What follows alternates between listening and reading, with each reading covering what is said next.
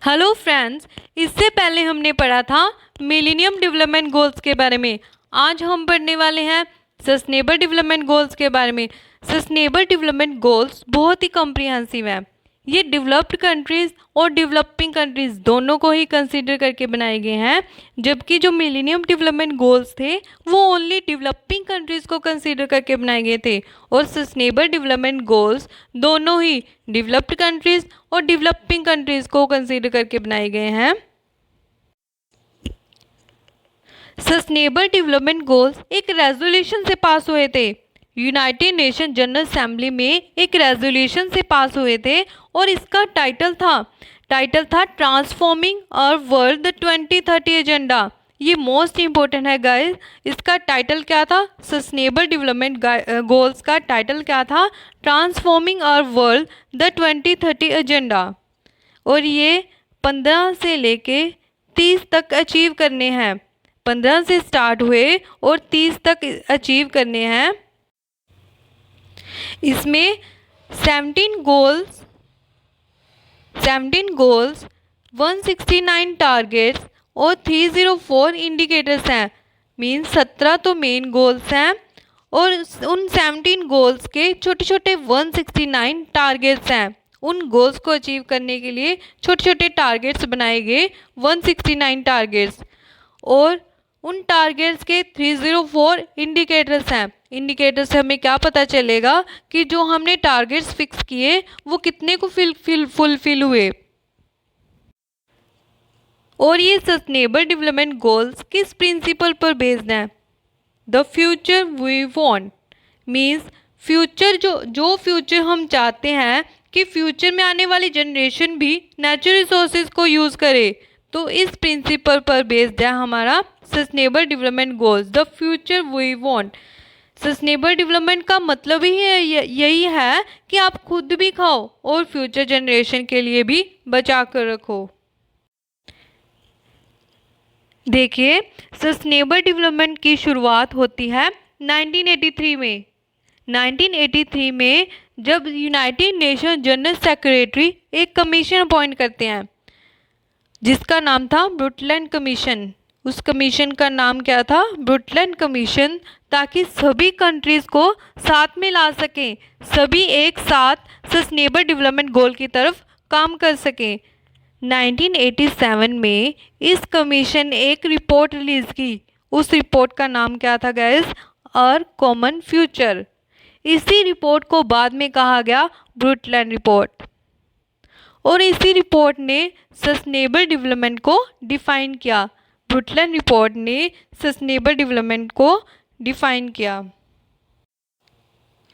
Millennium development goals को वैसे तो अचीव करना था 15 तक, बट उससे पहले ही 2012 में यूनाइटेड नेशन कॉन्फ्रेंस हुई ऑन सस्टेनेबल डेवलपमेंट पर। कहाँ पर? रियो डी जेनेरियो में 2012 में। 2012 में रियो डी जेनेरियो में एक कॉन्फ्रेंस हुई सस्टेनेबल डेवलपमेंट पर, तो उस तभी से डेवलपमेंट की शुरुआत हो गई गाइस। ये एक यूनिवर्सल कॉल थी कि आओ हम सभी कंट्रीज़ मिलकर इस तरह से पॉलिसी बनाते हैं कि हम पॉवर्टी को एंड कर सकें, प्लैनेट को प्रोटेक्ट कर सकें और सभी पीस से रहें। कब तक अचीव करना था ये? कब तक अचीव करना है? 30 तक। इन्हें गाइस ग्लोबल गोल्स भी कहा जाता है। इन्हें ग्लोबल गोल्स। और ये इंटीग्रेटेड गोल्स हैं। मीन्स एक जगह पर अगर आप एक्शन करोगे तो उसका रिजल्ट आपको दूसरी जगह भी मिलेगा। इंटीग्रेटेड गोल्स, एक जगह पर एक्शन करना और उसका रिजल्ट दूसरी जगह पर मिलना, तो ये क्या है? इंटीग्रेटेड गोल्स हैं। इनके 17 गोल्स देखते हैं। फर्स्ट गोल है नो पॉवर्टी, मीन्स गरीबी को दूर करो, गरीबी को जड़ से ख़त्म करो।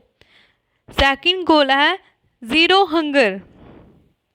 जिन गरीब लोगों में अभी तक भी हंगर की प्रॉब्लम है, अभी तक भूखमरी है, उस हंगर को ख़त्म करो। थर्ड पॉइंट है good health and wellbeing, health को इम्प्रूव करो। फोर्थ है क्वालिटी एजुकेशन, देशवासियों को क्वालिटी वाइज एजुकेशन प्रोवाइड करवाओ। फिर है जेंडर इक्वालिटी, लड़का लड़की एक समान, दोनों में कोई भेदभाव नहीं होना चाहिए, कोई डिस्क्रिमिनेशन नहीं होना चाहिए। सिक्स्थ है clean water and sanitation, clean water, हर घर तक क्लीन वाटर पहुंचना चाहिए और सैनिटेशन भी होनी चाहिए। सैनिटेशन मीन्स साफ सफाई होनी चाहिए। नेक्स्ट पॉइंट आता है अफोर्डेबल एंड क्लीन एनर्जी, जितनी भी मीन्स ऑफ एनर्जी हैं, चाहे वो पेट्रोल है चाहे वो सीएनजी गैस है, उसको अफोर्डेबल बनाओ, सस्ता करो ताकि लोग उसे खरीद सकें। नेक्स्ट है decent work and economic growth, economic growth कब होगी? जब एम्प्लॉयमेंट अपॉर्चुनिटीज़ मिलेंगी, लोगों को काम मिलेगा, तभी लोग डिसेंट वर्क कर सकेंगे। तो इकोनॉमिक ग्रोथ पर फोकस करना। नाइन्थ पॉइंट आता है इंडस्ट्री इनोवेशन एंड इंफ्रास्ट्रक्चर पर काम करना, न्यू इनोवेटिव आइडियाज़ क्रिएट करना इंफ्रास्ट्रक्चर में और इंडस्ट्रीज़ को बढ़ाना। टेंथ है रिड्यूस्ड इनइक्वालिटीज़, जो अनइक्वल हैं, चाहे वो कास्ट के बेसिस पर, चाहे वो क्लासेस के बेसिस पर, चाहे रिलीजियन के बेसिस पर, उन्हें ख़त्म करो, इनइक्वालिटी को दूर करो। नेक्स्ट है sustainable cities and communities, cities sustainable होनी चाहिए, मीन्स जितना हो सके उसमें सॉलिड वेस्ट मैनेजमेंट यूज़ करो, जितना हो सके ग्रीन एनर्जी का यूज़ करो, तो सिटीज़ सस्टेनेबल होने चाहिए। नेक्स्ट पॉइंट आता है responsible consumption and production, responsible consumption and production means consumption और प्रोडक्शन दोनों ही रिस्पॉन्सिबल हैं। फॉर एग्ज़ाम्पल, अगर आप मार्केट से कोई बिस्किट लेते हैं, उसका रैपर है, वो हमारी रिस्पॉन्सिबिलिटी है कि हम उसे यूज़ करके रिसाइकल बिन में डालें। रिस्पॉन्सिबल प्रोडक्शन, अगर आप प्रोड्यूस कर रहे हो तो आप देखो कि आप प्रोडक्ट का कितना आपके प्रोडक्ट का इन्वायरमेंटल पर कितना इम्पैक्ट है, कितना कार्बन फुटप्रिंट है, उसे रिड्यूस करो, वो है रिस्पॉन्सिबल। मीन्स कंजप्शन और प्रोडक्शन की रिस्पॉन्सिबिलिटी भी हमारी है। नेक्स्ट है क्लाइमेट एक्शन, एयर को क्लीन करो, ग्लोबल वार्मिंग कम करो, ग्रीन हाउस गैसेस को कंट्रोल करो, क्लोरोफ्लोरोकार्बन्स को कम करो, क्लाइमेट एक्शन। नेक्स्ट है लाइफ बिलो वाटर, ओशियन के अंदर जो लाइफ है उनका भी ध्यान रखो, कॉस्मेटिक्स की वजह से प्लास्टिक उसमें जा रहा है, उसको प्रिवेंट करो, मीन्स लाइफ बिलो वाटर को अभी ध्यान रखना चाहिए। फिर आता है लाइफ ऑन लैंड, ह्यूमंस के साथ साथ वाइल्ड लाइफ का भी ध्यान रखो, जो भी लैंड पर रहते हैं, ह्यूमन बीइंग्स, वाइल्ड लाइफ, सभी का ध्यान रखो। नेक्स्ट आता है peace, justice and strong institutions,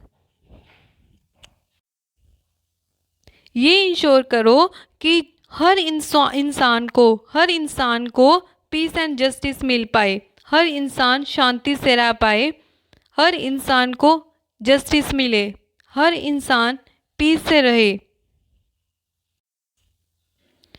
next आता है हमारा and point partnership for the goals, दूसरी कंट्रीज़ के साथ अच्छी रिलेशनशिप बनाना, पार्टनरशिप बनाना, ताकि ग्लोबल डेवलपमेंट हो सके।